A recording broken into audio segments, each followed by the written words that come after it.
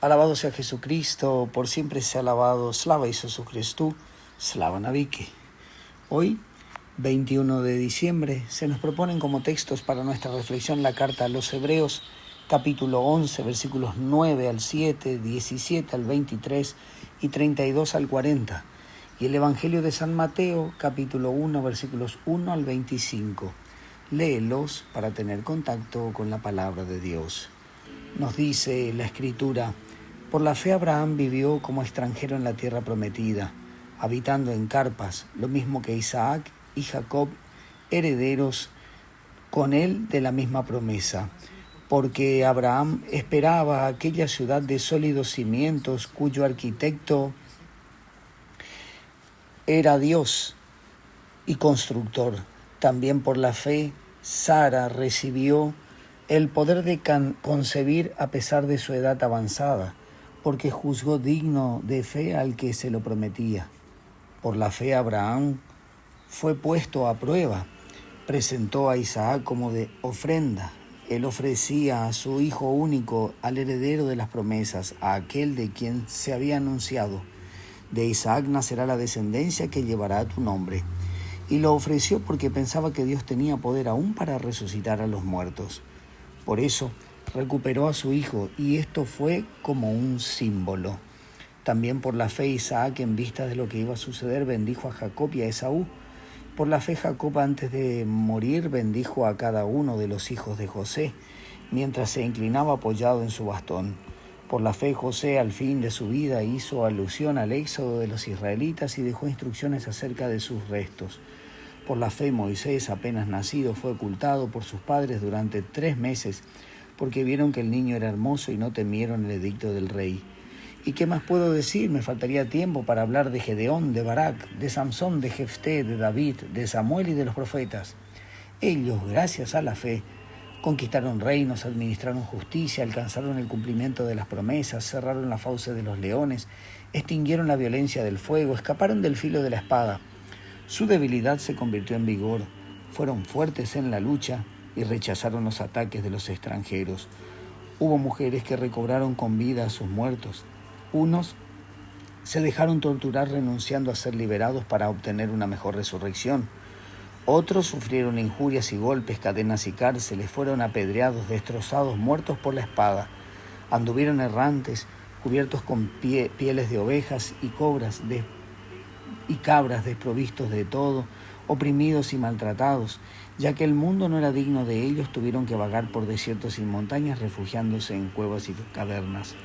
Pero aunque su fe los hizo merecedores de un testimonio tan valioso, ninguno de ellos entró en posesión de la promesa,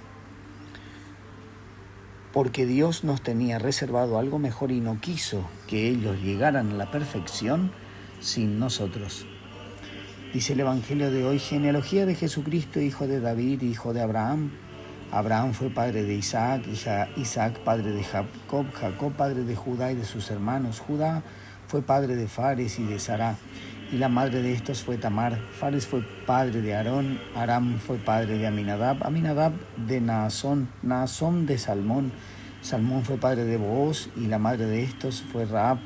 Booz fue padre de Obed, Obed padre de Jesé, Jesé padre del rey David, David fue padre de Salomón, y la madre de estos era la que había sido mujer de Urías. Salomón fue padre de Roboam, Roboam de Abías, Abías de Asá, Asá padre de Josafat, Josafat de Joram, Joram padre de Osías, Osías de Joatam, Joatam padre de Acaz, Acaz padre de Ezequías, Ezequías de Manasés, Manasés padre de Josías, Josías padre de Jeconías y sus hermanos durante el destierro de Babilonia.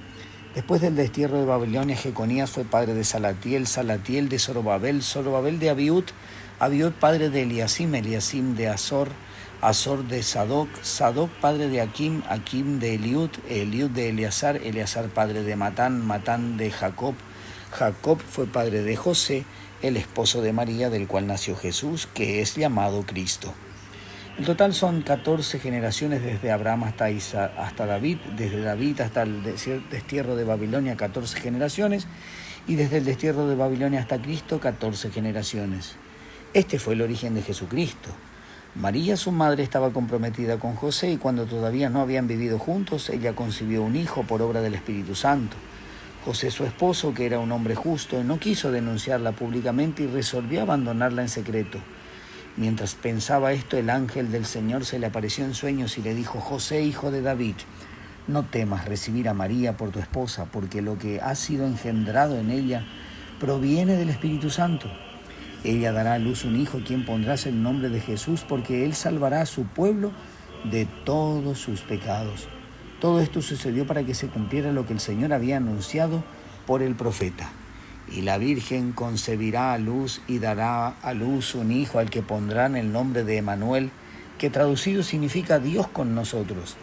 Al despertar, José hizo lo que el ángel del Señor le había ordenado. Llevó a María a su casa y sin que hubieran hecho vida en común, ella dio a luz un hijo y él le puso el nombre de Jesús. Abraham, el padre de la fe, también tenía sueños y anhelos, incluso cuando Dios le pidió sacrificar a su único hijo.